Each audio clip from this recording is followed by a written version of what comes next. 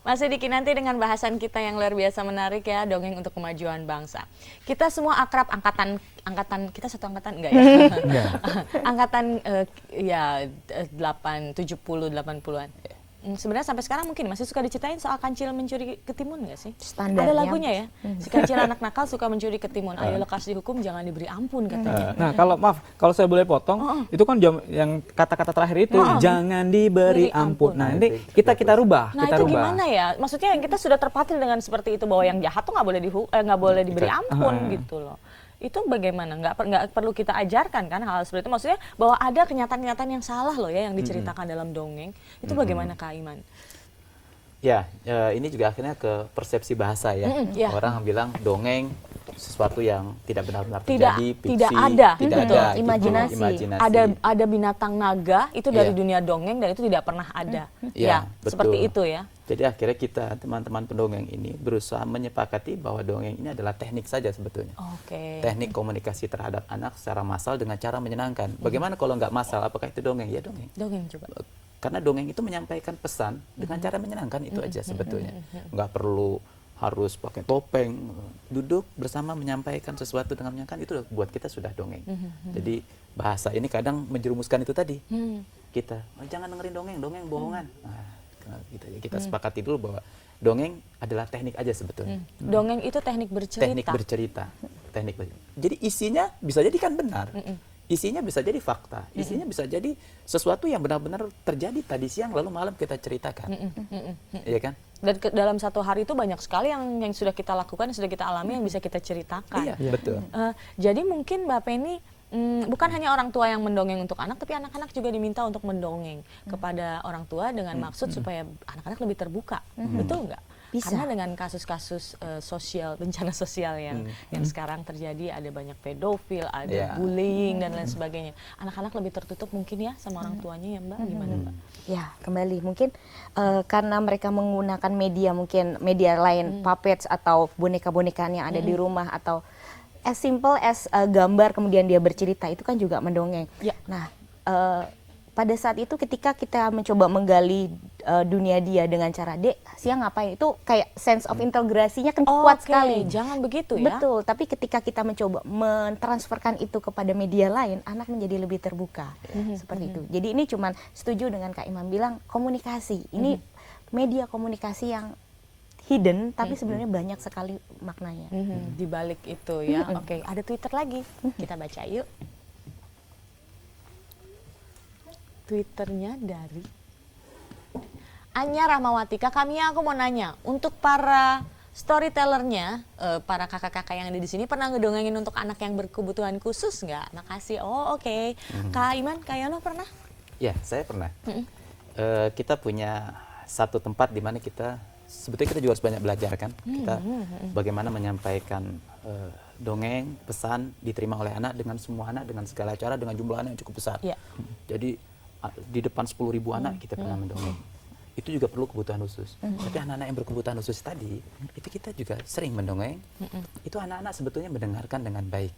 Mendengarkan dengan baik apa yang kita sampaikan, tapi dengan caranya. Dengan cara dia. Dia senyum dengan caranya. Dia paham dengan cara. Andai kan dia tidak memperhatikan kita. Dia main ini, main itu.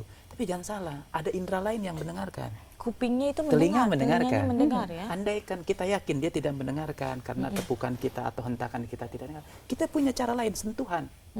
Kita sentuh dia, kita ajak dia pegang apa yang jadi alat peraga kita, atau kita ajak dia menirukan apa yang jadi sumber cerita kita, cerita tentang kata. Kita ajak dia untuk melompat. Nanti kita bisa lihat mana yang fokus, mana yang ini, mana yang tidak. Jadi kita punya banyak cara sebetulnya menyampaikan pesan ini dengan cara tinggal komunikasi. Kreativitas kita. Kitanya juga harus banyak belajar dan banyak baca. Setuju Betul, ya Kak Iman harus ya? banyak belajar. Kita nggak berhenti belajar. Seminggu sekali kita buka saresehan pendongeng. Bahkan ada kelas mendongeng. Teman-teman kumpul-kumpul, saling share kayak gitu ya. Kemarin dongeng di mana Kak? Aku pengen datang. Di ini Kak Iman, begini hasilnya begini. Dongeng berapa banyak? 10.000 anak, 2.000 anak. Nah, itu pengalaman kita berbagi. Oke, sekarang ini banyak buku-buku cerita yang menyesatkan ya. Di dalamnya banyak dongeng yang mungkin disador dari luar dan sebagainya, tapi mungkin translatornya kurang tepat atau bagaimana.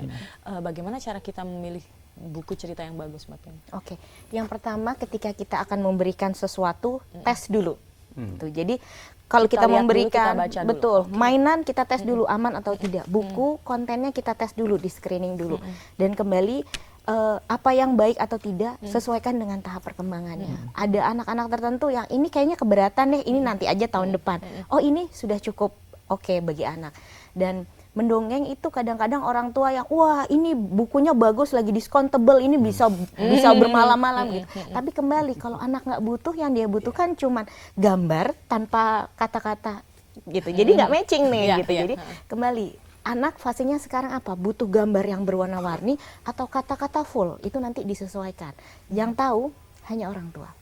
Iya betul ya, benar-benar ya, benar seperti kata Kak Iman tadi ya, bahwa orang tua itu sangat bondingnya sangat dekat ya, sangat tidak ada jarak, atau Tidak bagaimana jarak. tadi Kak Iman tadi menjelaskan? Jadi anak Maksudnya itu- Kak Iman kan mendongeng juga untuk anak-anak orang lain ya. Iya, masuk anak sendiri kan. Ke anak sendiri Nah, juga. kalau anak sendiri ini kan tiap hari kita ketemu Kak Yona Iya. ya. Dia tahu cara kita, dia tahu ini, kita terlalu dekat.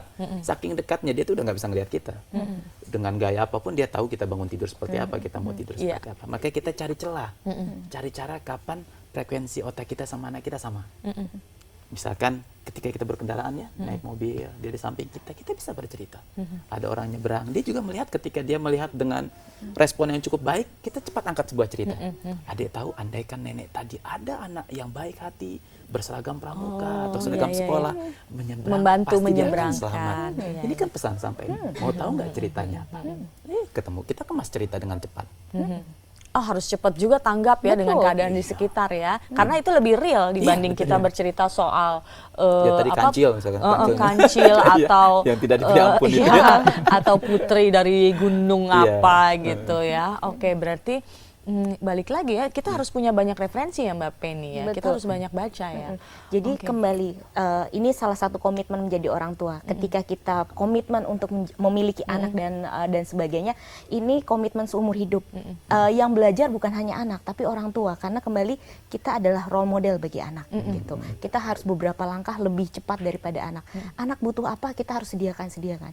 Kembali, stimulasi itu tanggung jawab bersama sih, bukan cuman aku bilang mendongeng guru aja di sekolah dan sebagainya, terus mama terima beres, tidak bisa juga. Kenapa? Kembali value setiap keluarga beda-beda gitu. Nah itu harus ditanamkan sedini mungkin. Orang tua harus belajar kreatif, benar Pak, betul. Kadang-kadang membuat lagunya nadanya naik kereta api tapi diisikan dengan berapa? Puppetnya sama, ceritanya berbeda. Yang dibutuhkan kreativitas. Iya, oke. Mungkin keterbatasan nggak bisa beli boneka terlalu banyak. Terus mau ke rumah Kak Yono pinjem boneka jauh ya. Iya, betul. Kak Yono sendiri pernah mengalami kejenuhan nggak sih menceritakan atau berdongeng untuk anak-anak sendiri maupun anak-anak orang lain? Kalau jenuh itu mungkin ada orang ada punya titik jenuh ya. Misalkan kita dongeng ternyata misalkan jangan suka bohong. Ternyata pas abis kita ceritain, barusan aja kita ceritain ternyata dia bilang aduh kadang nggak kena nih gitu kan, misalkan begitu kan. Iya. Nah, ya itu tapi ya, suka terasa seperti kembali itu. lagi bukan berarti kita pas kita tidak didengar omongan kita terus kita mutung. Udah kalau gitu gue nggak usah Bete cerita-cerita gitu ya, lagi. bendungan ya. Enggak, tetap Nggak berhenti. nggak berhenti Nggak berhenti. terus. Oke. Namanya juga anak Terus berusaha ya. terus berusaha betul. Karena ya itu dunia anak-anak tuh sebenarnya nggak ada habisnya ya. Mereka tuh dunia yang ceria dan kita bisa tertular ceria sebenarnya dengan kepolosan dan ketulusan hati iya, mereka ya. Oke, kita masih punya satu segmen lagi. Nanti kita kembali tetap di Kinanti Kisah Ibu dan Buah Hati. Fans berat Kinanti, kita lihat yuk. Foto siapakah ini? Nah, dari Betty apa itu? Betty Mama Zada. Kecil banget bacaannya. Apa tuh? Salam dari kami Ananda, Bunda dan Ayahanda dari. Coba dikomentarin dong Kak Iman. Iya. Tuh anak-anaknya. Wah, ini anak-anaknya luar biasa, ceria semua ini. Coba Utun disapa dong adik-adiknya. Tun, Iya kak. lihat dong. Wow, cakep kak. Apa?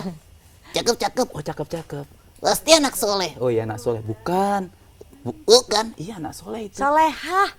Itu anak yang solehah karena semua memakai jilbab dan kerudung. Tapi ada laki-lakinya juga. Utun naksir tuh kayaknya tuh sama salah satu dari mereka. Kirain ya. anak Pak Udin. Oh, anak Udin, bukan anak soleh. Tapi ngomong-ngomong kenapa namamu Utun sih?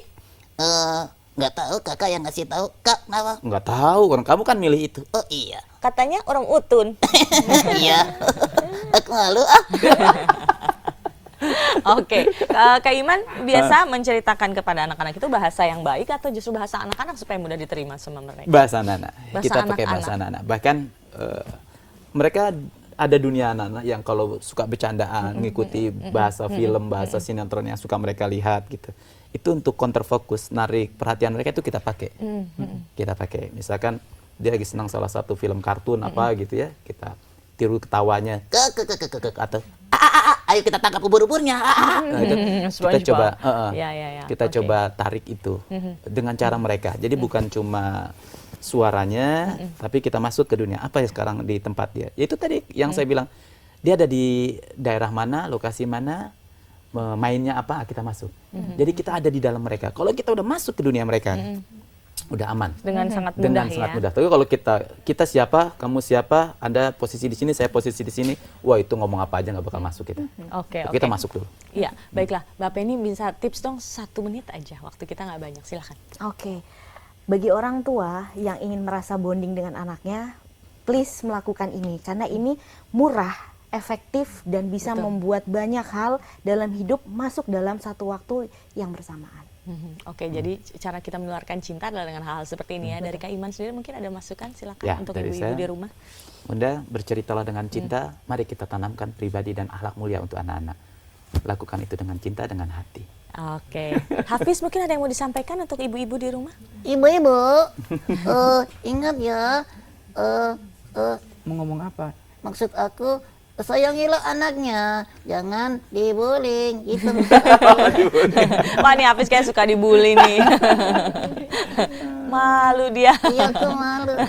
Oke, untuk komunitas Dongeng Ceria sendiri ada websitenya yang bisa Ada. dikunjungi, mungkin ada yang tertarik mau bergabung. Bisa, kita ada www.dongengceria.com. Langsung dibuka aja di situ. Dongeng Ceria. Ada foto Kak Iman sama Ada, Utun paling ada depan. Kak Yono, profilnya juga ada. Kak Dan Yono ceria ada. itu punya arti loh. Apa? Ceria itu cerdas, riang dan agamis. Karena Oh. anak-anak harus cerdas. Kita ciptakan dia harus cerdas. Kita kasih pupuk supaya dia cerdas. Lalu yang kedua dia harus riang. Riang itu hak mereka. Nggak boleh terpuruk, nggak boleh sedih, nggak boleh apapun. Betul. Itu hak mereka. Jangan bantu dia mikir bayar listrik yang belum terbayar, jangan bayar motor atau mobil yang belum Cicilan. bayar bulan ini. Dan terakhir, secerdas apapun anak-anak, seriang apapun anak-anak, dia harus agamis. Oke. Apapun agamanya, kalau nilai agamisnya kepegang, dia akan lurus jalan. Amin. Tulus banget ya Mbak Penny. Mudah-mudahan ini bisa menular ke semuanya. Ada Amin. Twitter juga? Mungkin Ada. bisa langsung kalau Twitter kan cepat ya. Twitternya ada K_Iman Dongeng atau Dongeng Ceria, A-nya 2 di belakang. Oke, @dongeng ceria ya. Ya, Dongeng @dongeng ceria, A-nya gitu 2. ya. Oke, sebenarnya waktu kita sudah habis. Terima kasih untuk Kak Yono, untuk Kak Iman, untuk Utun, Hafiz dan semua teman-temannya yang sudah hadir di sini, untuk Kobra yang Si Koko. si Koko ya, yang lidahnya panjang juga.